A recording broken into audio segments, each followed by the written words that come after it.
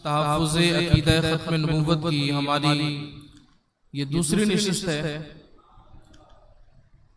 पहली नशिस्त के अंदर अक़ीदा ख़त्म नबूवत के हवाले से बुनियादी बातें आपके सामने रखी थी, जैसे ख़ातमुन नबिय्यीन का लुग़वी माना, ख़ातमुन नबिय्यीन का शरई माना, फिर उलमाए अरब ने इस ख़ातमुन नबिय्यीन की क्या तफसीर की वो भी आपके सामने पेश किया। कुरान करीम फुरकान हमीद की वो आयात कि जो अक़ीदा ख़त्म नबूवत पर सराहतन या इशारतन दलालत करती हैं वो आपके सामने पेश की। फिर वो अहादीसे तय्यबा कि जिसमें प्यारे आका करीम सल्लल्लाहु अलैहि वसल्लम ने अक़ीदा ख़त्म नबूवत के हवाले से जो इरशादात फरमाए, जो हमें तालीमात दी, वो आपके सामने पेश की। और आखिर में अक़ीदा ख़त्म नबूवत का तहफ़्फ़ुज़ क्यों जरूरी है, इसकी अहमियत क्या है, ये आपके सामने रखा कि हुजूर अलैहिस्सलातु वस्सलाम ख़ातमुन नबिय्यीन है, ये हुजूर का वस्फ़े खास है, ये हुजूर का वस्फ़े खास है, इसमें कोई शरीक नहीं। अल्लाह तबारक व तआला ने हुजूर के अलावा किसी और नबी को ये वस्फ़ अता नहीं किया। जब आदम अलैहिस्सलाम से लेकर हज़रत ईसा तक किसी और नबी को ये वस्फ़ नहीं मिला, तो प्यारे आका के बाद किसकी मजाल है कि वो इस वस्फ़ को अपने साथ लिए फिरे या माज़अल्लाह दावा करे कि वो इस वस्फ़ का हामिल है। तो अल्लाह तबारक व तआला ने हुजूर अलैहिस्सलातु वस्सलाम पर नबूवत का और रिसालत का सिलसिला मुकम्मल कर दिया। और हुजूर के बाद ना कोई नया नबी आएगा, ना कोई नया रसूल आएगा। आज जो हम गुफ्तगू करेंगे वो उन मुद्दईयाने नबूवत के बारे में करेंगे कि जिन्होंने हुजूर से लेकर अब तक झूठे दावे किए। उनमें से चंद के अहवाल भी हम आपके सामने रखेंगे ताकि हमें पता चले कि ये झूठे दावे करने का जो सिलसिला है ये कोई नया नहीं है बल्कि पुराना है, हुजूर के जमाने से चलता आ रहा है। दावा नबूवत करने के बहुत सारे असबाब हो सकते हैं। जैसे आज हमारे यहाँ जाली आमिल और जाली पीरों की बड़ी भरमार होती है ना। हर जगह आपको इस तरह के लोग मिलते हैं कि जो इस तरह के दावे करते फिरते हैं। तो उसके मुख्तलिफ असबाब होते हैं। या तो बंदा माल की लालच में करता है, या शोहरत इज्जत की लालच में करता है, या फिर किसी साजिश के तहत इस तरह के दावे किए जाते हैं। तो प्यारे आका करीम सल्लल्लाहु अलैहि वसल्लम के जमाने से लेकर अब तक जिन्होंने भी दावे किए कि तो किसी ने माल, किसी ने दुनियावी इज्जत और शोहरत, और किसी ने इस्लाम पर हमला करने के लिए, इस्लाम मुसलमानों के दरमियान तफर्रुक पैदा करने के लिए इस तरह के हमले किए। तो सबसे पहले अस्वद अंसी का जिक्र करते हैं कि इसने रसूलुल्लाह सल्लल्लाहु अलैहि वसल्लम की ज़ाहिरी हयात में 11 हिजरी में नबूवत का दावा किया। हुजूर की जिंदगी में 11 हिजरी में इसने नबूवत का दावा किया। ये बनु मदलज का रईस था और यमन के शहर सनआ का रहने वाला था और बहुत ही बड़ा शोबदेबाज, जिसको हम कहते हैं ना अजीब अजीब किस्म की हरकतें करने वाला, जिससे लोग इसकी तरफ माइल हों। जब इसने ये दावा किया तो बिलाखिर फिरोज देलमी के हाथों इसे मौत के घाट उतार दिया गया। नबी करीम सल्लल्लाहु अलैहि वसल्लम ने यमन के बाद सरदारों और अहले नजरान को अस्वद के खिलाफ जिहाद के लिए लिखा। चुनांचे ये लोग आपस में मशवरा करके अस्वद के खिलाफ मुत्तहिद हो गए थे। और फिरोज देलमी ने जिस रात उस झूठे मुद्दई नबूवत को कत्ल किया, तो प्यारे आका करीम सल्लल्लाहु अलैहि वसल्लम ने फौरन सुबह सहाबा कराम से फरमाया कि आज रात अस्वद मारा गया। यानी प्यारे आका करीम सल्लल्लाहु अलैहि वसल्लम को जब इसके दावे की खबर हुई तो आका करीम ने वहां के जो कबीले थे आसपास के, उनके सरदारों को खत लिखा ताकि वो इसकी सरकूबी करें। तो पता चला दावाए नबूवत करने वाला कहीं का भी रहने वाला हो, इस्लाम उसकी सरकूबी का हुक्म देता है। बात समझ में आ रही है? उसकी सरकूबी का हुक्म देता है। ऐसे शख्स को जिंदा रहने का कोई हक हासिल नहीं है। फिर दूसरे नंबर पर बड़ा मशहूर बदनाम जमाना जिसको हम कहें, मुसैलमा कज़्ज़ाब, ये भी हुजूर अलैहिस्सलाम के जमाने ही में इसने दावा नबूवत किया। ये शख्स अहद नबी में यमामा से जाहिर हुआ और कबीला बनु हनीफा का सरदार था। हुजूर की बारगाह में आया और आकर आदि नबूवत में शराकतदारी मांगी, यानी आकर कहने लगा, ए मोहम्मद सल्लल्लाहु अलैहि वसल्लम, आप मुझे अपनी नबूवत में शरीक कर लें, यानी आधे नबी आप आधा में। हुजूर अलैहिस्सलातु वस्सलाम ने फिर कहने लगा कि या एक काम करें, चले जब तक आप जिंदा हैं आप नबी, जब आपका इंतकाल हो जाएगा तो मैं नबी बन जाऊंगा, आप ये ऐलान कर दें। लेकिन प्यारे आका करीम सल्लल्लाहु अलैहि वसल्लम ने उसे धुतकार दिया। आका करीम सल्लल्लाहु अलैहि वसल्लम ने रवाना कर दिया और यूं वो खाइब खासिर होकर वापस लौट गया। फिर 12 हिजरी में देखिए, पहले हुजूर के पास आया, आकर अपने जो इसके प्लान थे, जो इसके मकासद थे, वो सामने रखे। जब हुजूर की बारगाह से इसे कोई सिग्नल नहीं मिला, बल्कि ये नुकसान उठाता हुआ वापस गया, तो 12 हिजरी में इसने नबूवत का दावा किया। और 12 हिजरी में जब इसने नबूवत का दावा किया, क्योंकि ये भी कुछ असर और रसूख थे, इसके भी बड़ा था, तो इसने उस वक्त 40,000 अफराद को जमा किया। कितने अफराद को? सैयदना सिद्दीक़ अकबर रज़ियल्लाहु अन्हु के दौरे खिलाफत में हज़रत खालिद बिन वलीद रज़ियल्लाहु अन्हु की सरबराही में लश्कर कशी का हुक्म हुआ और आपने इसे यानी मुसैलमा कज़्ज़ाब को वासिले जहन्नम किया। इस जंग में मुसैलमा का लश्कर 40,000 अफराद पर मुश्तमिल था, जबकि अहले इस्लाम के लश्कर में तकरीबन 13,000 मुजाहिद शामिल थे, जिनमें बदरी सहाबा भी थे और दीगर जलील क़द्र सहाबा किराम भी थे। ये तारीख इस्लाम की बहुत बड़ी जंग थी और अरब कहते हैं कि तारीख अरब में ये एक बहुत बड़ी जंग मानी जाती है, जो जंग यमामा के नाम से जिसको हम जानते हैं। और ये बिल्कुल यानी इसका जो मकसद था वो अकीदा खत्म नबूवत की हिफाजत था। इस पूरी जंग का मकसद अकीदा खत्म नबूवत की हिफाजत। हजरत अबू बकर सिद्दीक रज़ियल्लाहु ताला अन्हु की खिलाफत में ये जंग लड़ी गई और आप रज़ियल्लाहु ताला अन्हु की जब खिलाफत में ये जंग हुई तो इसमें आपको मालूम होगा कि 1200 सहाबाए कराम, जैसे अभी आया ना कि एक बड़ी तादाद 13,000 का मुसलमानों का लश्कर है कि जिसमें 1200 के करीब कमोबेश सहाबाए कराम ने शहादत पाई और उसमें 700 सहाबा वो थे कि जो कुरान करीम के हाफिज थे। यानी आप गौर करें कि ये हुजूर के विसाल के बाद जंग लड़ी गई और उस वक्त कुरान करीम को जमा नहीं किया गया था। आज हमारे सामने कुरान करीम किताबी शक्ल में मौजूद है, उस वक्त किताबी शक्ल में नहीं था, बल्कि कुछ आयात किसी के पास, कुछ आयात किसी के पास। इस तरह कुरान करीम की आयतों को मुख्तलिफ मकामात पर मुख्तलिफ सहाबा ने लिखकर अपने पास महफूज रखा था।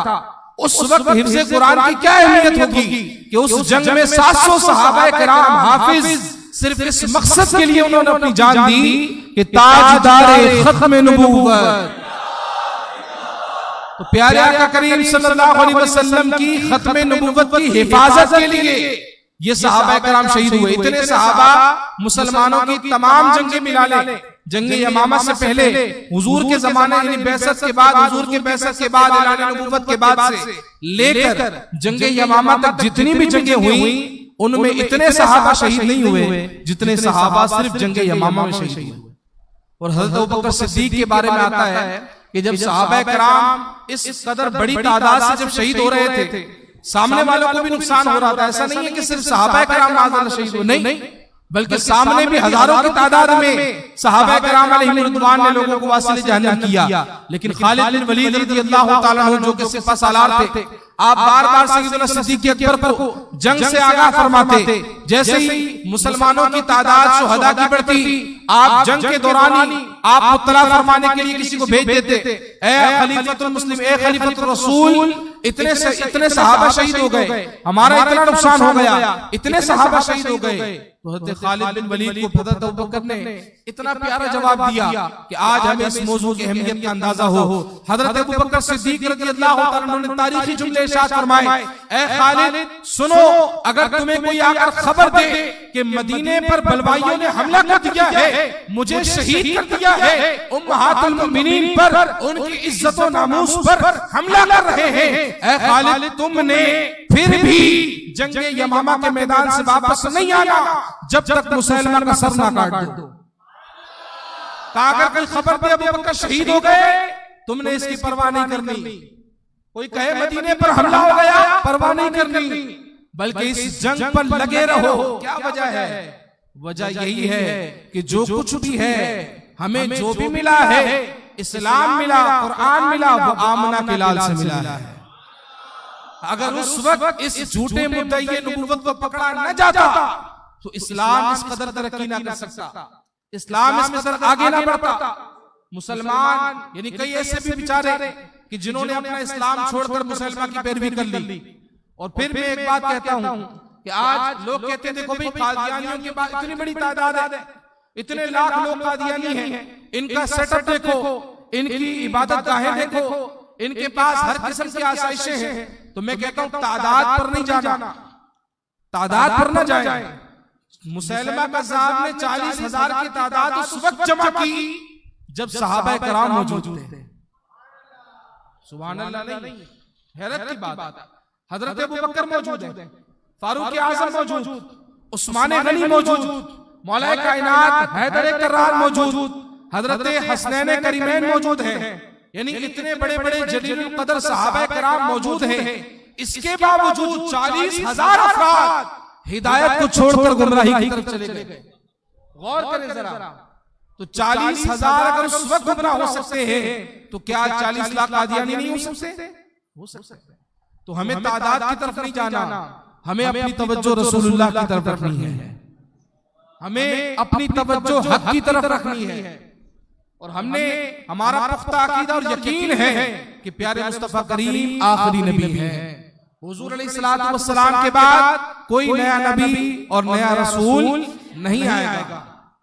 फिर उसी जमाने में एक औरत भी थी, यानी मुसैलमा कज़्ज़ाब ने जब दावा नबूवत किया तो उस वक्त एक औरत सजा नाम था उसका, सजा बिन्त अल हारिस, उसने भी दावा किया था। और जब इसने यानी इस औरत ने दावा किया तो मुसैलमा कज़्ज़ाब की शोहरत कम पड़ गई थी, औरत की ज्यादा हो गई थी। और ये जो औरत थी ये भी अपनी कबीले में बड़े असर और रसूख रखने वाली और अपने सरदार की हैसियत थी। तो सैयदना सिद्दीक़ अकबर रज़ियल्लाहु तआला अन्हु ने हज़रत खालिद बिन वलीद की सरबराही में जब लश्कर इस्लाम सजा की सरकूबी के लिए रवाना किए, यानी यहाँ पर भी हज़रत अबू बकर ने देर नहीं की, बल्कि हज़रत अबू बकर सिद्दीक़ रज़ियल्लाहु तआला अन्हु ने इस खातून जो सजा है इसकी सरकूबी के लिए भी खालिद बिन वलीद को लश्कर तैयार करने का हुक्म दिया। लेकिन जब पता चला कि मुसैलमा कज़्ज़ाब और सजा जो है ये खुद भी आपस में लड़ रहे हैं नबूवत के लिए, दावा नबूवत करने के लिए, वो अपना दावा करता है, ये अपना दावा करता है। बिलाखिर हुआ यूं कि मुसैलमा ने जो है वो सजा से निकाह किया, यानी शादी की पेशकश की। तो यूं सजा का जो अपनी ताकत थी वो मुसैलमा से निकाह की वजह से बहुत कम हो गई। और अल्लाह तबारक व तआला की खुफिया तदबीर इसके बारे में क्या हो अल्लाह जानता है। लेकिन सजा जो है ये फिर एक वक्त आया कि रूपोश हो गई, गायब हो गई मंजर आम से। और फिर बाद में अल्लाह तबारक व तआला ने इसको तौफीक दी, इसने तौबा भी की। और फिर जब इसका इंतकाल हुआ तो सहाबी रसूल ने इसका जनाजा भी पढ़ाया। तो यूं अल्लाह तबारक व तआला ने इसको ईमान की दौलत से नवाजा। एक जो मुद्दई नबूवत था इसका नाम तलहा था, ये शख्स बनु असद की तरफ मंसूब है जो खैबर के आसपास आबाद था। ये भी नबी करीम के ज़ाहिरी ज़माने मुबारक में मुर्तद हुआ और नबूवत का दावा करके खल्क़े खुदा को गुमराह करने में मशगूल हुआ। उसने हुजूर खातमुन नबिय्यीन सल्लल्लाहु अलैहि वसल्लम को भी अपनी खुद साख्ता नबूवत पर ईमान लाने की दावत अपने भाई हियाल के साथ भेजी। यानी इतना बदबख्त था, दावा भी किया और फिर अपने भाई को हुजूर के पास भेजा कि हुजूर मेरी नबूवत को तस्लीम कर ले। माज़अल्लाह हुजूर सरवर आलम ने हजरत ज़िरार को तलहा के आसपास रहने वाले कबाइल के सरदारों की तरफ भेजा ताकि वो जिहाद के लिए तैयार हो जाए। उन सब ने नबी करीम के इरशाद पर लबैक कहा और हजरत ज़िरार की सरबराही में एक बड़ी जमाअत को जिहाद के लिए रवाना किया। उस इस्लामी जमाअत ने तलहा की फौज के साथ जंग की और बड़ी बेजिगरी से लड़े, यहाँ तक कि तलहा की फौज फरार हो गई। जब नबी अकरम का विसाल हुआ तो तलहा के साथ मानीने ज़कात भी मिल गए। सैयदना अबू बकर सिद्दीक के दौर में एक फितना ज़कात के मुनकिरीन का भी था जो कहते हैं हम ज़कात नहीं देंगे, इनकार कर रहे थे। हज़रत सिद्दीक अकबर ने दूसरी बार उन पर फातिहाना लश्करकशी फरमाई। इस बार तलहा खालिद बिन वलीद के मुकाबले में आया और अपनी शिकस्त को यकीनी देखते हुए शाम की तरफ फरार हो गया। कुछ अरसे बाद अल्लाह ताला ने उसे तौबा की तौफीक बख्शी और मुशर्रफ इस्लाम हो गया। अब देखे ये भी दावा नबूवत करने वाला, लेकिन अल्लाह ताला ने इसको ईमान की तौफीक बख्शी और ये मुसलमान हो गया, दायरा इस्लाम में दाखिल हुआ। और सिर्फ दायरा इस्लाम में दाखिल नहीं हुआ, बल्कि हजरत फारूक आजम के मुबारक दौर में शाम से हज के लिए आया और हजरत उमर के हाथ पर बैत की और इस्लाम के लिए बड़े कारनामे अंजाम दिए। खुसूसन जंगे कादिसिया में तलेहा ने बड़ी बहादुरी और जवामर्दी के साथ लश्कर इस्लाम का दिफा किया। देखिए ये वो लोग हैं जो हुजूर के जमाने में दावा कर रहे हैं। तो मैं बार बार तवज्जो इसलिए दिला रहा हूं कि जब आगे आज ही जब मेरा आगे का मौजू है मिर्जा कादियानी, तो जब हम मिर्जा कादियानी पर बात करेंगे तो जो देखने वाले हैं जो यहाँ मौजूद है वो भी इस बात को ज़हन में रखे, ये फितरे कोई मामूली फितरे नहीं है, ये रसूलुल्लाह के दौर से उठते हुए आ रहे हैं और मुसलमानों ने इनका मुकाबला किया है।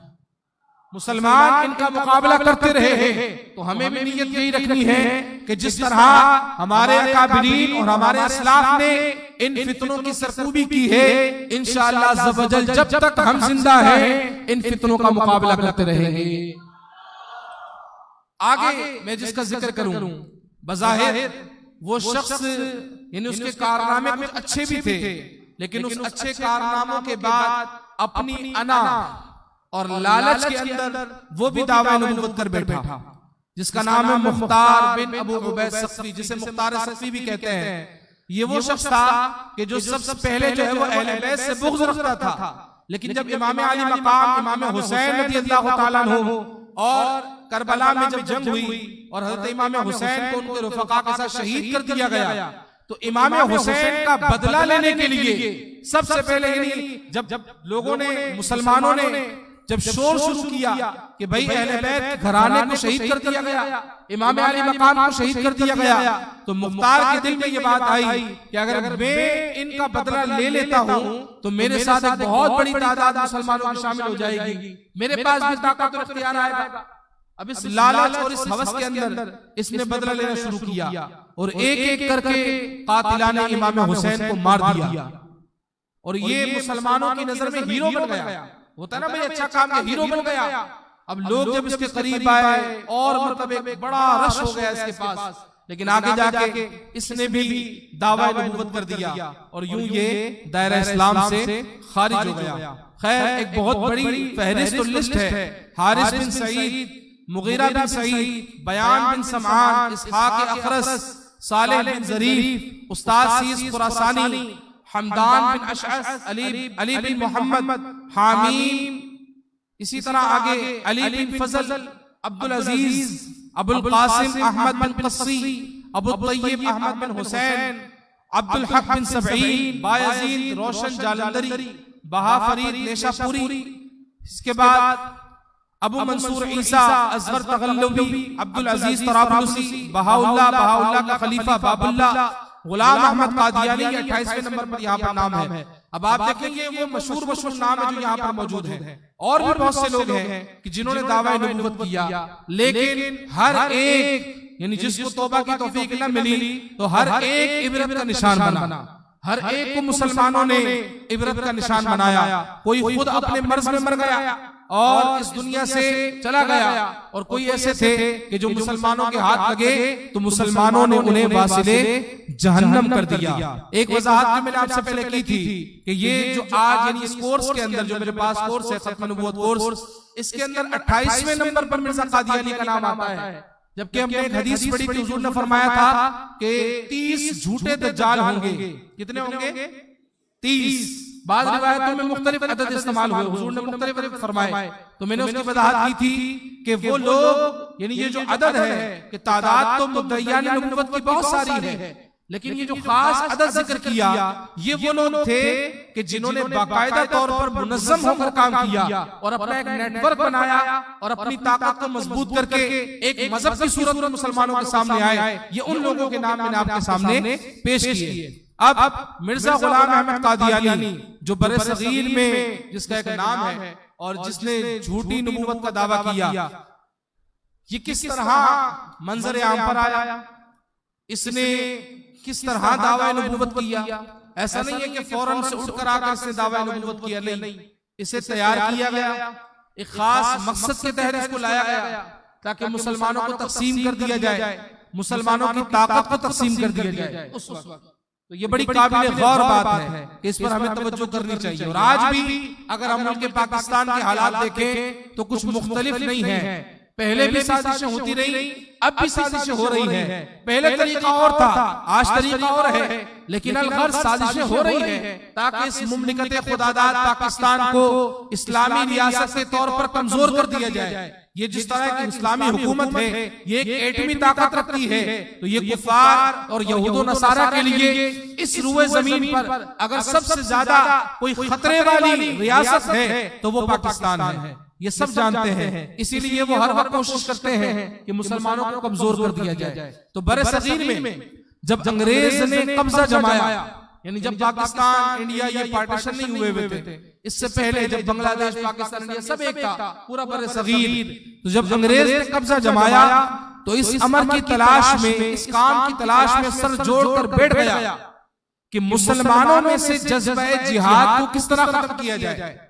भाई अंग्रेज ने जब बर्रे सगीर पर हुकूमत बनाई, अब उनका अगला मकसद ये था कि हमें इस बर्रे सगीर के अंदर हिंदुओं से खतरा नहीं है, हमें इस बर्रे सगीर में ईसाइयों से खतरा नहीं, क्योंकि वो खुद ईसाई थे। हमें इस बर्रे सगीर में सिखों से खतरा नहीं है, अगर हमें खतरा है तो मुसलमानों से खतरा है। वजह क्या है कि ये दीगर मज़ाहिब के लोग जिंदगी से मोहब्बत करते हैं और मुसलमान शहादत से मोहब्बत करते हैं। बात समझ में आ रही है? ये दीगर मज़ाहिब के लोग जीना चाहते हैं और मुसलमान तो हमेशा मरने की चाह रखते हैं। उनके तो नबी ने उन्हें ये दुआ सिखाई, उनके सहाबा ने करके दिखाया कि असल जिंदगी वही है जो इताअते मुस्तफा में गुजरे और असल मौत वही है जो जामे शहादत पी कर आए। तो अब मुसलमानों में जो जज्बा जिहाद, उससे अंग्रेजों को हमेशा खतरा कि ये जब भी एक हो गए ये हमें बर्रे सगीर से निकाल देंगे, ये हमारी हुकूमत को खत्म कर देंगे, ये हमें जीने नहीं देंगे। इसी खतरे की वजह से इन्होंने अब सोचना शुरू किया, गौर और फिक्र शुरू किया कि कौन से ऐसे असबाब अपनाए जाएं कि जिससे मुसलमानों के दिलों से इस जिहाद के जज्बे को निकाल दिया जाए। तो फिर क्या हुआ, मुसलमानों को कमजोर करने के लिए और मुसलमानों के इत्तेहाद को खत्म करने के लिए इन्होंने पूरे मुल्क में, यानी पूरे बर्रे सगीर में अपने नुमाइंदों को भेजा, जिसमें इनके जो गिरजाघर होते हैं उसके जो पादरी, बड़े बड़े पादरी, इनके जो अपने मजहब के उलमा हैं उनको बुलाया, मुख्तलिफ अखबार के जो एडिटर्स थे उनको बुलाया, कोई मुसन्निफ था, कोई मुहर्रिर था, उनको बुलाया। यानी अलगर्ज एक बहुत बड़ी टीम इन्होंने तश्कील दी और उन्हें ये काम सौंपा कि आपने जाकर बर्रे सगीर में बसने वाले मुसलमानों का जायजा लेना है, उनकी ताकत का जायजा लेना है, वो क्यों ताकतवर हैं, उनकी ताकत को कमजोर कैसे किया जा सकता है, मुसलमान जो बसते हैं उनका नजरिया क्या है, अकीदा क्या है, क्या सोच रखते हैं, आपने जाकर इसका जायजा लेना है। ये टीम बना दी और ये टीम अपने काम पर लग गई। अब इस टीम ने जो बाद में रिपोर्ट दी, इस टीम ने आकर जो रिपोर्ट दी वो आज भी तारीख के औराक में मौजूद है। The arrival of British empire in India के नाम से ये आज भी रिपोर्ट मौजूद है। वो रिपोर्ट में क्या लिखते हैं जरा गौर से सुनिए। कहते हैं मुल्क हिंदुस्तान की बकसरत आबादी अपने रूहानी पेशवाओं की अंधाधुंध पैरोकार है। अगर इस मसले पर मुसलमानों को कमजोर करना चाहते हैं, अगर इस मसले पर हम एक ऐसा आदमी तलाश कर सके जो अपनी तरफ से जिल्ली नबूवत का दावेदार हो तो लोगों की एक बड़ी तादाद बहक सकती है। लेकिन इस मकसद के लिए मुसलमान अवाम से किसी शख्स को तरगीब देना ये नामुमकिन है। अगर ये उलझन, ये मसला हल हो जाए तो ऐसे शख्स की नबूवत को सरकारी सरपरस्ती में परवान चढ़ाया जा सकता है। हमने, यानी अब वो अपना तजर्बा बताते हैं कि हमने इससे पहले भी बाज मुफीद गद्दारों की मदद से हिंदुस्तानी हुकूमत को अपने मातहत किया।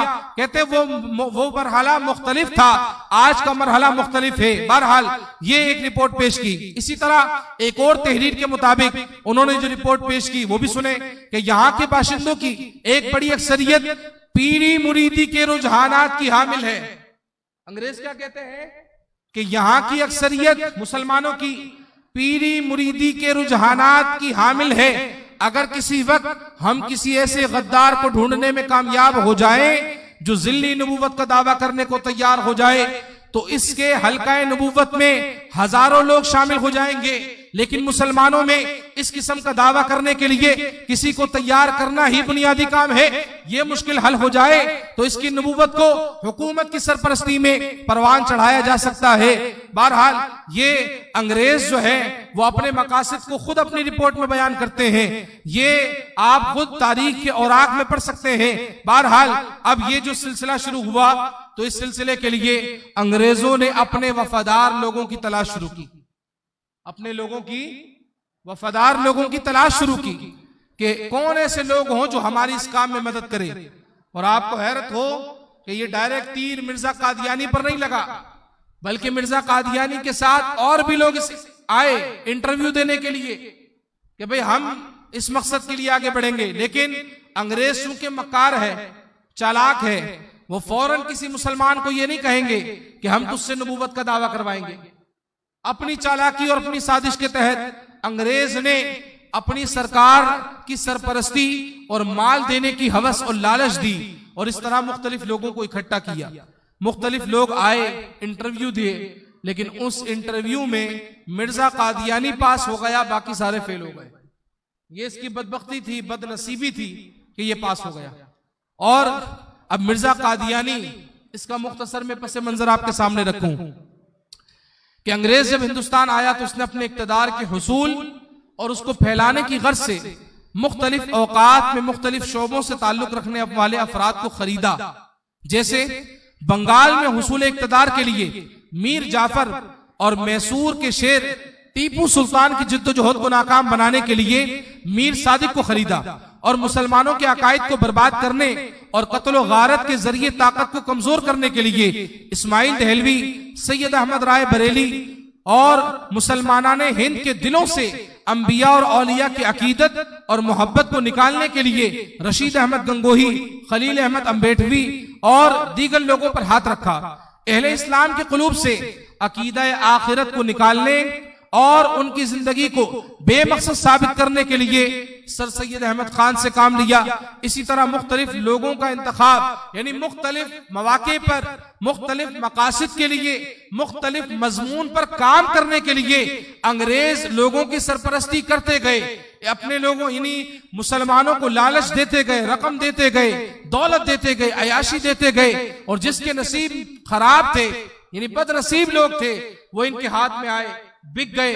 बज़ाहिर वो ये समझते थे हम हक का काम कर रहे हैं। बज़ाहिर जब वो तहरीर लिखते, किताबें लिखते, उन्हें ये लगता हम हक का काम कर रहे हैं, लेकिन दर हकीकत वो बातिल कुव्वतों के साथ मिलकर इस्लाम के खिलाफ काम कर रहे थे।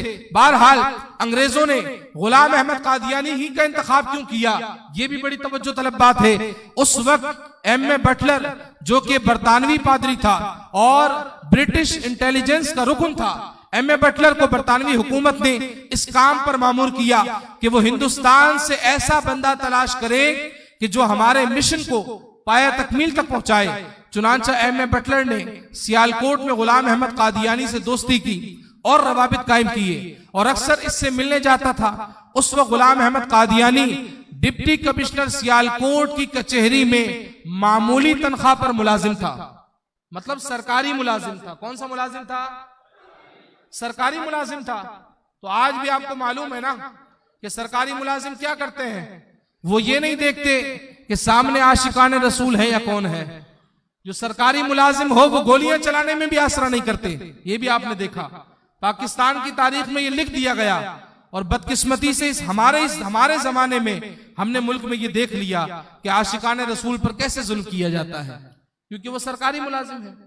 तो मिर्जा गुलाम कादियानी भी सरकारी मुलाजिम।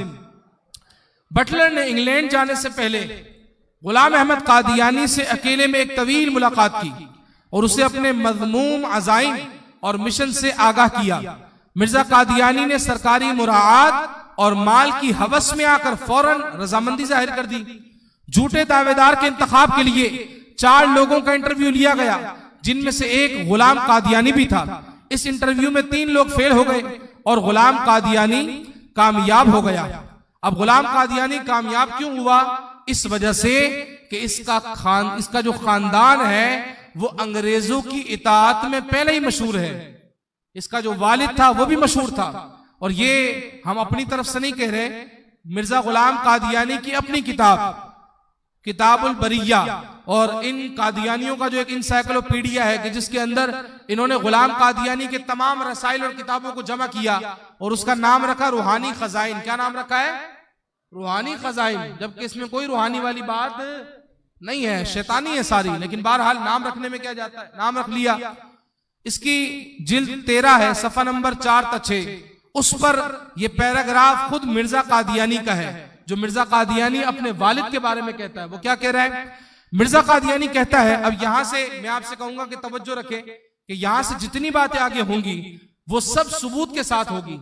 हवाला भी आपके सामने रखूंगा और जो मिर्जा कादियानी ने बातें की हैं अपने बारे में, अपने घर वालों के बारे में, वो सारी रखी जाएंगी। और आखिर में मिर्जा कादियानी ने जो गुस्ताखियां की हैं हुजूर की शान में, अल्लाह ताला की शान में, तो इन गुस्ताखियों पर भी आपकी रहनुमाई की जाएगी।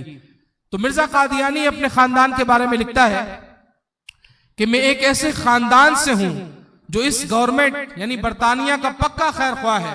ये उसने खुद लिखा है। कहते हैं मेरा वालिद मिर्जा गुलाम मुर्तजा गवर्नमेंट की नजर में एक वफादार और खैर ख्वाह आदमी था, जिसको दरबारे गवर्नरी में कुर्सी मिलती थी। यानी जब गवर्नर के पास इसका बाप जाता तो उसको बैठने के लिए बाकायदा कुर्सी दी जाती थी। और कहते हैं कि जिसका जिक्र मिस्टर ग्रिफिन साहब की तारीख रईसाने पंजाब में भी है, यानी इसके बाप का। कहते हैं 1857 में उन्होंने अपनी ताकत से बढ़कर, यानी इसके बाप ने अपनी ताकत से बढ़कर अंग्रेजी हुकूमत की मदद की, यानी 50 सवार और घोड़े बहम पहुंचाकर ऐन जमाना गदर के वक्त, यानी जब अंग्रेजों ने वहां बर्रे सगीर में वहां के जो रहने वाले यानी बर्रे सगीर की रिहायशियों पर जंग की हमला किया और सामने हर कोई अंग्रेजों के जुल्म का शिकार हुआ, तो कहते हैं उस वक्त इस जंग के अंदर मेरे वालिद ने अंग्रेजों की हुकूमत की। ना सिर्फ 50 घोड़े दिए बल्कि 50 घोड़े के साथ घोड़सवार भी दिए जो अंग्रेजों की मदद करे। और ये गदर का वक्त था। कहते हैं जमाने गदर के वक्त मेरे वालिद ने सरकार अंग्रेजी की मदद की। फिर मजीद कहता है कि मेरे वालिद की खिदमात की वजह से, जो इसने अंग्रेजों की खिदमात की है, इस खिदमात की वजह से जो चिट्ठियात, जो लेटर्स, कहते ना जो हौसला बढ़ाने के लिए हुस्ने कारकर्दगी के लेटर जो अंग्रेजों की तरफ से आए, कह रहे वो बहुत सारे लेटर्स मेरे वालिद को मिले। कहता मुझे अफसोस है कि इनमें से बहुत सारे लेटर मुझसे गुम गए, मगर 3-4 ऐसे हैं जो छप चुके हैं और उनकी जो नकलें हैं वो मौजूद हैं। तो इसकी किताबों के अंदर उस लेटर की तस्वीर वगैरह भी मौजूद है। कहता फिर मेरे वालिद साहब की वफात के बाद मेरा बड़ा भाई मिर्जा गुलाम कादिर खिदमाते सरकारी में मसरूफ रहा, और जब तिम्मू के गुजर पर मुफसिदों का सरकार अंग्रेजी की फौज से मुकाबला हुआ तो वो सरकार अंग्रेजी की तरफ से लड़ाई में शरीक था। फिर मैं अपने वालिद और भाई की वफात के बाद एक गोशानशी आदमी था, ताहम 17 साल से अंग्रेज हुकूमत की इमदाद और ताईद में अपने कलम से काम लेता हूं। ये इसका अपना एतराफ है। ये मिर्जा गुलाम कादियानी का अपना एतराफ है जो रूहानी खजाइन के अंदर मौजूद है। खैर आगे मजीद अगर देखें मिर्जा गुलाम कादियानी, देखिए अल्लाह तबारक व तआला जब किसी को नबूवत अता फरमाता है तो आपने सुना होगा कि अल्लाह तबारक व तआला के अंबिया ऐब से पाक होते हैं, ऐब से, हर किस्म के ऐब से पाक होते हैं, हर किस्म की बुराई और मासियत से, हर किस्म की नाफरमानी से अंबिया मासूम अनिल खता होते हैं। लेकिन मिर्जा कादियानी कि जिसने झूठा दावा किया, शायद इस्लाम को सही ना पढ़ सका, जबकि इसके बारे में आता है कि ये एक पढ़ा लिखा शख्स था और तकाबुले अदियान पर बड़ी महारत थी इसको। यानी जब इसने ये दावा नबूवत और इस तरफ जब ये नहीं आया था तो उस वक्त ये इस्लाम की तरफ से मुनाजरे करता था, यानी खुद मुसलमान था और मुनाजरे करता था। किससे? हिंदुओं से, ईसाइयों से, इस्लाम के दिफा में दलाइल देता था। यानी इतना पढ़ा लिखा बंदा था, तकाबुल अदियान पर इसको बड़ी महारत थी। यानी कोई ये ना कहे कि शायद जहालत में आगे चला गया, नहीं, दीन पढ़ा हुआ था, उसे पता था दीन में क्या है, दीन में नबूवत किसको कहते हैं, रिसालत किसको कहते हैं, तभी तो इसने मुख्तलिफ औकात में मुख्तलिफ दावे किए। बहरहाल मिर्जा कादियानी की पैदाइश मशरिकी पंजाब के जिला गुरदासपुर कस्बा कादियान में एक मुगल घराने में हुई। कादियानियों के मुताबिक इसकी तारीख पैदाइश से मुताल्लिक कोई हतमी साल मालूम, बुलंद आवाज से, कोई हतमी साल मालूम नहीं है। मतलब ये नबी मानते हैं कादियानी इसको अपना, लेकिन ऐसा नबी मानते हैं कि ये पैदा कब हुआ यही इनको नहीं पता। बात समझ आ रही है? यानी मैं आपको चंद ऐसी बातें बताऊंगा कि जब आप सुनेंगे तो आपको वाकईतन लगेगा कि ये किस कदर गुमराह फिरका है कि ये जिसको अपना नबी मानते हैं उसके मुताल्लिक इनको बातें मालूम ही नहीं। तारीख पैदाइश में भी इख्तलाफ है, और खुद मिर्जा कादियानी भी जब अपनी सने पैदाइश और तारीख पैदाइश के मुताल्लिक गुफ्तगू करता है उस वक्त भी बहुत मर्तबा कभी कोई और सन लिखता है, कभी और लिखता है, यानी शक और तरद्दुद वाला मामला। देखें, मिर्जा का बेटा बशीर अहमद, मिर्जा का बेटा बशीर अहमद जिसने अपने बाप मिर्जा गुलाम कादियानी की सीरत पर किताब लिखी और किताब का नाम रखा सीरतुल महदी। क्या नाम रखा? सीरतुल महदी, जिल्द नंबर 1 हिस्सा अव्वल सफा नंबर 34 पर लिखता है कि हजरत मसीह मऊद, ये मिर्जा कादियानी को क्या कह रहे हैं? हजरत मसीह मऊद। हम मसीह किसको कहते हैं? हजरत ईसा अलैहिस्सलाम को। हम मसीह किसे कहते हैं? हजरत ईसा अलैहिस्सलाम को। ठीक है, तो मसीह मऊद क्या मतलब कि जो कयामत के दिन कुर्ब कयामत में तशरीफ लाएंगे, लेकिन ये लोग मिर्जा कादियानी को मसीह मऊद कहते हैं। तो मिर्जा का बेटा सीरतुल महदी में, यानी अब भी मैं कहता हूं वो वुज़रा, वो लोग कि जो मिर्जा गुलाम कादियानी और उसके पैरोकारों के लिए नरम गोशा रखते हैं, उन्हें चाहिए अगर हमारी बात नहीं मानते तो कम से कम इनकी किताबों पर तहकीक करवा ली जाए।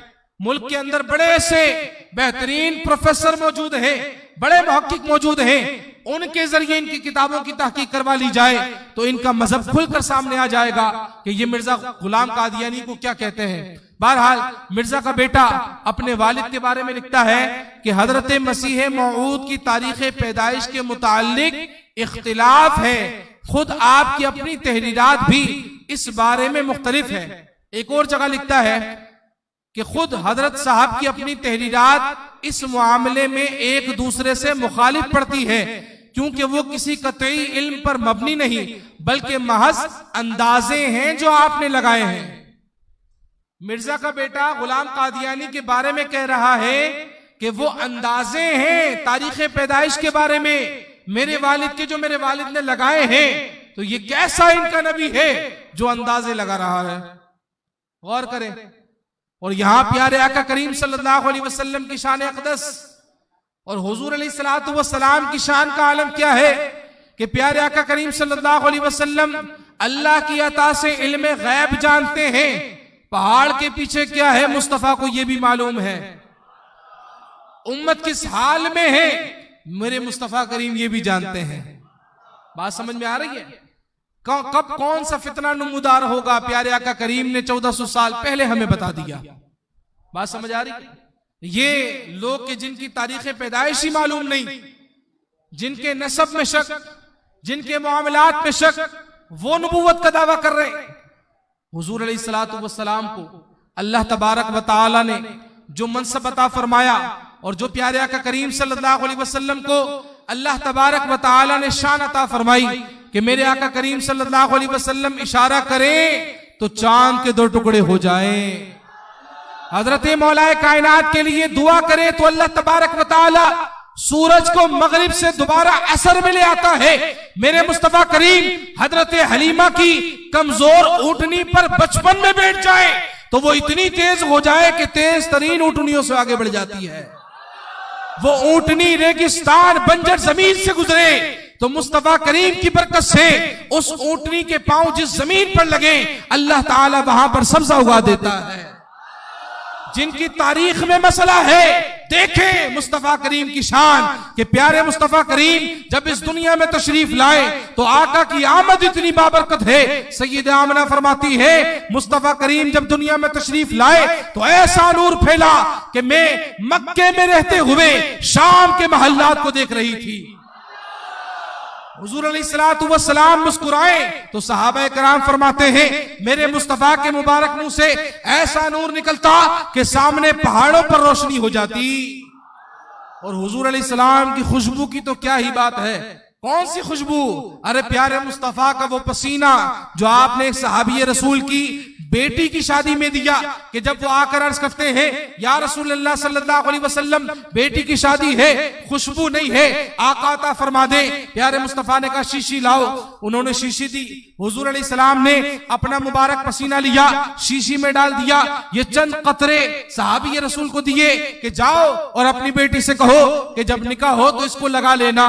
साहबी फरमाते जब मैं ले गया मेरी बेटी ने खुशबू लगाई।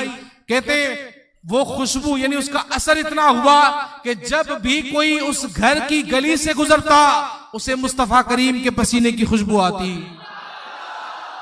और यहां तक बात खत्म नहीं हुई। ये मिर्जा कादियानी क्या हैसियत रखे, इनके मजहब के मानने वाले क्या हैसियत रखे।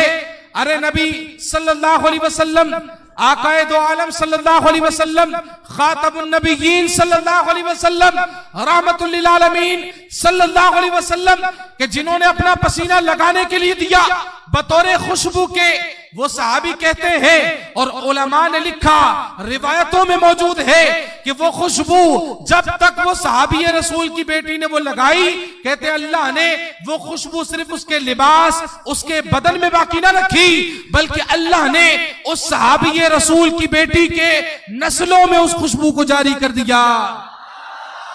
कहते रहते नस्लों में। अल्लाह अकबर।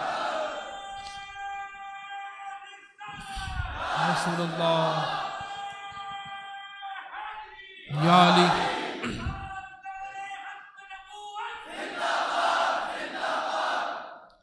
तो अल्लाह तबारक व तआला के हबीब सल्लल्लाहु अलैहि वसल्लम की खुशबू को अल्लाह ने नस्लों में जारी कर दिया।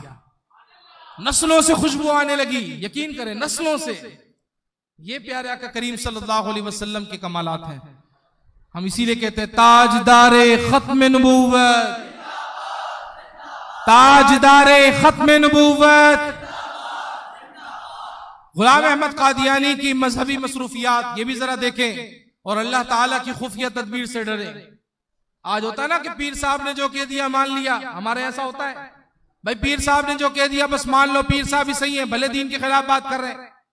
तो कोई भी आलिम हो, कोई मुफस्सिर, बड़े से बड़ा मुफक्किर शेखुल इस्लाम अगर दीन के खिलाफ बात करे, दीन इस्लाम के खिलाफ बात करे, प्यारे मुस्तफा के खिलाफ बात करे, सुन्नत रसूल के खिलाफ बात करे, इजमाए उम्मत के खिलाफ बात करे, तो उसकी बात की कोई हैसियत नहीं, कोई वकात नहीं। अगर हैसियत और वकात है तो सिर्फ प्यारे मुस्तफा की है, सिर्फ रसूलुल्लाह सल्लल्लाहु अलैहि वसल्लम की, अल्लाह और उसके रसूल की इताअत करनी है। अब मिर्जा गुलाम कादियानी की इब्तदाई तालीम ये अपने गांव कादियान में इसने हासिल की। कुरान करीम, अरबी, फारसी और तिब के इब्तदाई सबक इसने पढ़े। जवानी में ये एक मुनाजिर था जो मैंने आपको बताया, बड़ी इसकी शोहरत थी।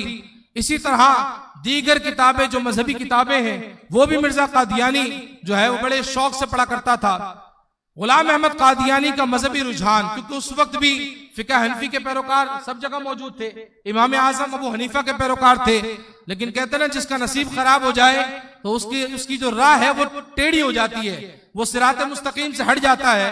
तो मिर्जा गुलाम कादियानी अकायद और तामुल के लिहाज से, अमल के लिहाज से जो अहले हदीस जो है, जो आज तबका पाया जाता है, तो गैर मुकल्लिद तबके से इसका ताल्लुक था और ये उनसे ज्यादा मेल जोल रखता था। इसी तरह अब गुलाम मिर्जा कादियानी की बीमारियों की बात करें कि ये दावा नबूवत तो करता था लेकिन खुद बड़ा बीमार रहता। इतनी बीमारियां कि गिनने लगे तो वक्त लग जाए। कहते हैं मिर्जा गुलाम कादियानी सारी जिंदगी मुख्तलिफ बीमारियों में मुब्तला रहा। मसलन आसाबी तनाव, फिर ज़ियाबतीस, फिर दर्द शकीका, यानी अलग अलग किस्म की बीमारी।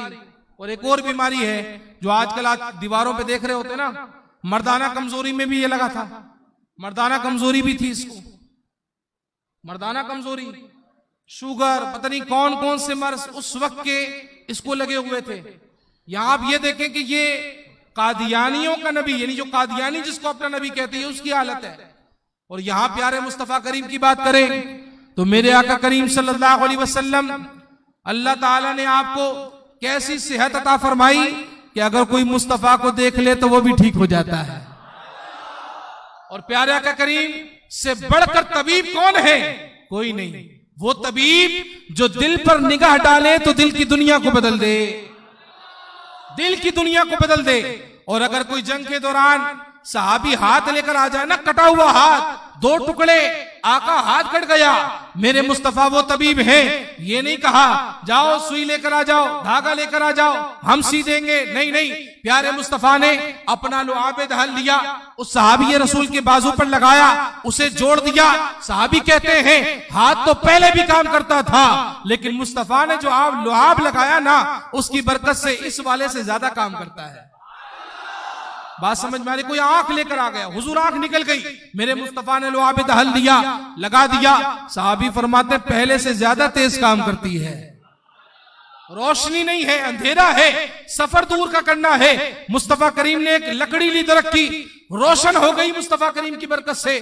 सहाबी रोशनी करते हुए जा रहे हैं, यानी आग नहीं जलाई, वो नूर था प्यारे मुस्तफा ने जो अता किया, वो रोशनी हुई। सहाबा आगे बढ़े, जब रास्ते मुख्तलिफ हुए, अब क्या करें? लकड़ी एक है, रास्ते दो हैं, मैंने यहां जाना है, आपने यहां जाना। कहा ये लकड़ी हुजूर ने दी है, बड़ी बाकमाल है, चलो एक काम करते हैं, एक दूसरी लकड़ी ली, एक शाख ली, उस लकड़ी से मिलाया, जो नूरानियत मुस्तफा ने इस लकड़ी को दी थी, इस लकड़ी ने इसको भी दे दी। तो यहां तो हुजूर ये करम फरमा रहे हैं।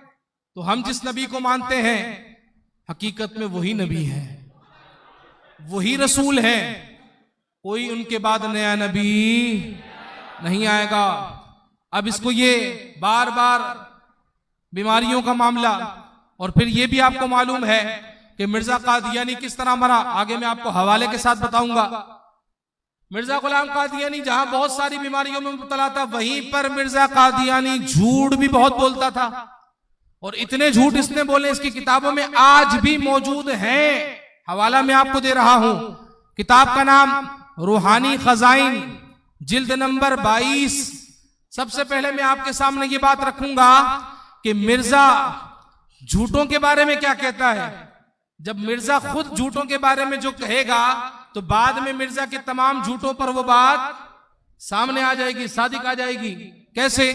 मिर्जा कहता है कि झूठ बोलने से बदतर दुनिया में कोई और बुरा काम नहीं है। फिर दूसरी जगह लिखता है कि झूठ बोलने वाला इंसान कुत्तों, सुअरों और बंदर से बेहतर है, बदतर है, यानी बुरा है, कुत्ते से भी बुरा, सुअर से बुरा।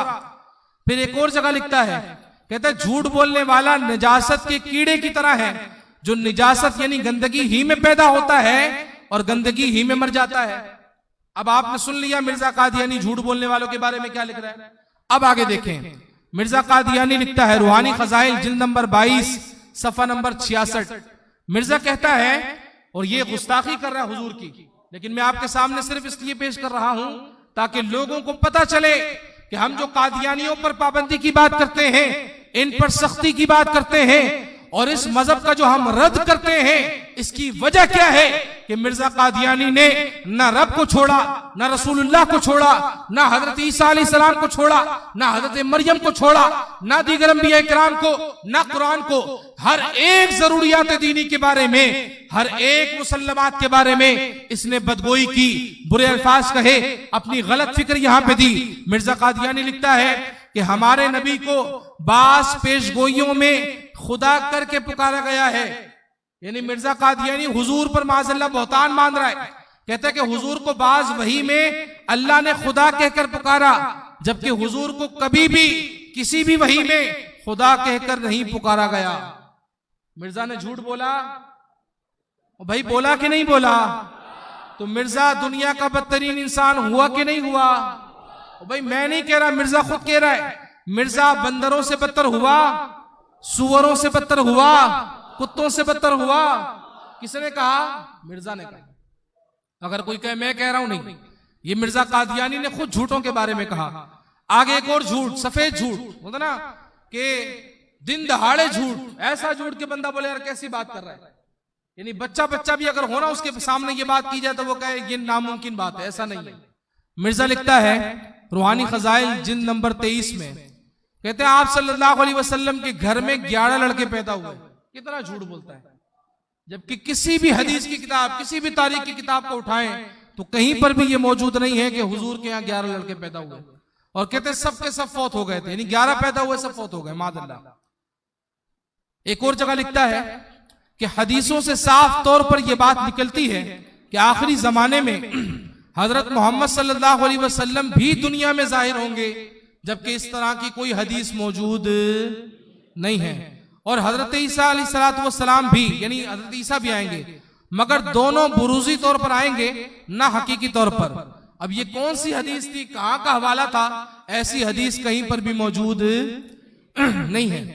अच्छा, फिर आगे देखें, प्यारे आका करीम सल्लल्लाहु अलैहि वसल्लम की यानी हकीकी जो नबी हैं, रसूल हैं, उनकी पेशगोइयां कि नबी जब कोई बात कहता है वो बात होती है। याद रखें, नबी जो बात कहता है वो बात, बुलंद आवाज से, नबी जो बात कहता है वो बात, नबी की बात झूठ नहीं होती, नबी की जुबान से जो निकल जाए वो होकर रहता है। कि प्यारे आका करीम सल्लल्लाहु अलैहि वसल्लम के बारे में अल्लाह ने फरमाया, वमा यंतिकु अनिल हवा इन हुवा इल्ला वहयुन यूहा, कि हबीब अपनी तरफ से कोई बात नहीं करते, वो तो वही कहते हैं जो अल्लाह की तरफ से वही की जाती है। नबी की हर बात वही खुदा, अल्लाह ताला का कलाम। अब मिर्जा गुलाम कादियानी, इसको भी शौक था, जाहिर सी बात है, झूठा दावा तो कर लिया, अब शौक था कि भाई ये भी पेशगोइयां करे, दावे करे कि फुला मकाम पर ये होगा, फुला दिन बाद ये होगा। लेकिन अल्लाह तबारक व तआला ने ऐसी इबरतनाक हर मकाम पर इसको ऐसी जिल्लत दी है कि ये खुद शर्मसार और शर्मिंदा हुआ। अब इसकी पेशगोइयों के बारे में देखें, मिर्जा ने पेशगोई की थी कि मिर्जा जो है वो मक्के में मरेगा या मदीने में मरेगा। मिर्जा ने अपनी जिंदगी में क्या कहा था, मैं मक्के में मरूंगा या, बुलंद आवाज से, मक्के में मरूंगा या, लेकिन ना मक्के में मरा ना मदीने में मरा, जिसका हकदार था वहीं मर गया, अपने पखाने में मर गया। कहां मरा, बात समझ में आ रही है, जहां जो गंदगी की वहीं पर वो मर गया। फिर एक और पेशगोई, मिर्जा की ये पेशगोई इस तरह झूठी साबित हुई कि मक्का और मदीना में मरना तो दूर की बात है, मिर्जा को जिंदगी में कभी हज करना भी नसीब नहीं हुआ। बहरहाल आगे देखें, मिर्जा का एक मुरीद था जो खुद पीर था। मिर्जा का जो एक मुरीद था वो खुद एक, बुलंद आवाज से, मिर्जा का एक मुरीद था जो खुद पीर था। मिर्जा ने उसको कहा कि तेरे यहाँ लड़का पैदा होगा। उस पीर साहब की जो अहलिया थी वो हामिला थी, पेट से थी, प्रेग्नेंट थी। तो मिर्जा ने जोश में आके कह दिया कि पीर मंजूर मोहम्मद लुधियानवी, तेरे यहाँ बेटा होगा, ये मेरी पेशगोई है। लेकिन खुदा का करना कैसा हुआ, उसके यहाँ बेटी पैदा हुई। भाई लड़का पैदा होगा मिर्जा ने कहा, लेकिन क्या पैदा हुई। अब मिर्जा को यू टर्न तो लेना था, अपनी आप थोड़ी इज्जत बचानी थी। मिर्जा ने कहा भाई मैंने ये थोड़ी कहा था कि इस हमल से जो बच्चा पैदा होगा वो लड़का होगा जरूर, ये मैंने कहा है। लेकिन खुदा का करना ऐसा हुआ कि पीर मंजूर की बीवी ही मर गई। मंजूर साहब की बीवी इंतकाल कर गई तो लड़का नहीं हुआ और मिर्जा साहब झूठे साबित हो गए। और झूठे साबित हुए तो जो पीछे मिर्जा के अकवाल मैंने बयान किए झूठों के बारे में, वो सारे इसी के लिए हैं कि ये दुनिया का बदतरीन इंसान। बहरहाल आपके सामने एक और बात रखूं कि मिर्जा गुलाम अहमद कादियानी जो है, इसने फौरन से दावे नहीं किए। चूंकि वक्त मुख्तसर है, जरा सुन ले। ऐसा नहीं हुआ कि इसने डायरेक्ट नबूवत का दावा किया, नहीं। सबसे पहले इसने अपना एक असर और रसूख बनाया। वो किस तरह बनाया वो भी सुने। मिर्जा कादियानी चूंकि पढ़ा लिखा बंदा था, उसने एक रिसाला शाया किया। माहनामा होता है ना, माहनामा मैगजीन जिसको हम कहते हैं, वो शाया किया। और वो शाया करने के लिए उसने मुख्तलिफ इलाकों के उलमा को खत लिखा, मुख्तलिफ शहरों में खत लिखा और कहा कि मैं एक इस्लामी रिसाला शाया करना चाहता हूं और मैं ये चाहता हूं कि आप अपना मजमून हर माह मुझे लिख कर दें ताकि मैं उस रिसाले में शाया करूं। ये एक मकसद था ना, एक बिल्कुल प्रोपेगेंडा था। वो किस तरह? भाई जाहिर सी बात है, मिसाल के तौर पर अगर कराची से कोई माहनामा शाया हो और हैदराबाद, मीरपुर खास, सखर, लाहौर और मुख्तलिफ इलाकों के उलमा को मैं कहूं कि आप मुझे जो है ना वो एक मजमून लिख कर दें, तो जब मैं उनका मजमून छापूंगा तो क्या वो मेरा माहनामा नहीं मंगवाएंगे? क्या वो मैगजीन अपने इलाकों में नहीं छपवाएंगे? देंगे नहीं देंगे? अब मिर्जा कादियानी ने इस तरह चाल चली, उन उलमाए कराम, अब कुछ ने बात मानी, कुछ ने रद्द कर दिया, तो अब इस तरह इसने एक माहनामा शुरू किया और कुछ अरसे तक यही करता रहा। अब लोगों के पास जब वो मैगजीन गया, माहनामा गया, और एडिटर, चीफ एडिटर जिसको हम कहें तो वो मिर्जा गुलाम अहमद कादियानी था, तो लोगों के जहनों में एक नया नाम आया कि भाई मिर्जा गुलाम अहमद कादियानी, मतलब मिर्जा गुलाम अहमद कादियानी नाम की भी कोई चीज है यहाँ पर, कोई आलिम है या कोई बहुत बड़ा बंदा है। बहरहाल ये सिलसिला चलता गया और ये माहनामा इसका जो है ये भी चलता गया। 1858 में सबसे पहले मिर्जा कादियानी ने मुजद्दिद होने का दावा किया। कौन सा दावा किया? हम आला हजरत को मुजद्दिद मानते ना। मुजद्दिद जो हर 100 साल पर अल्लाह ताला एक मुजद्दिद भेजता है जो दीन की तजदीद कर देता है। क्या करता है? दीन की, यानी दीन पर जो फितरे मुसल्लत होते हैं, मुजद्दिद उनका मुकाबला करता है और दीन को एक नए सिरे से जिंदगी देता है। अब मिर्जा कादियानी पढ़ा हुआ तो था, इसको पता मुजद्दिद क्या होता है, तो इसने सबसे पहले 1858 में मुजद्दिद होने का दावा किया। अब ये इनकी अपनी किताब है मुजद्दिद आजम, जिल्द नंबर 1, सफा नंबर 113। उसमें डॉक्टर बशारत अहमद कादियानी लिखता है कि सबसे पहले बराहीन अहमदिया में आप यानी गुलाम अहमद कादियानी ने मुजद्दिद होने का दावा किया, लेकिन इस दावा मुजद्दिदियत का ऐलान खास तौर पर आपने 1858 के शुरू में एक इश्तिहार के जरिए किया। किसके जरिए किया? बुलंद आवाज से, किसके जरिए किया?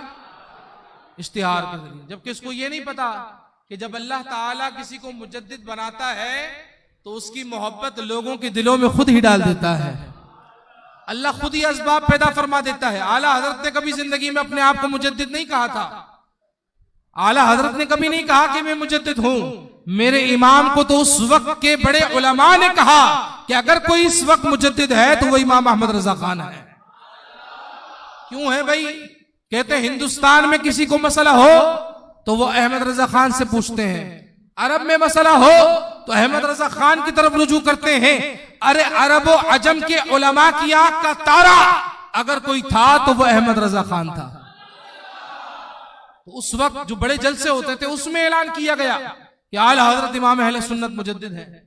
और फिर वादी रजा की कोहे हिमाला रजा का है, जिस समत देखिए वो इलाका रजा का है। अगलों ने तो बहुत लिखा है इल्म दीन पर, जो इस सदी में है वो तन्हा रजा का है। तो आला हजरत इमाम अहले सुन्नत मुजद्दिद थे, लेकिन मिर्जा कादियानी ने सबसे पहले मुजद्दिद होने का दावा किया। फिर आगे चलकर इसने मुहद्दस होने का दावा किया। क्या दावा किया?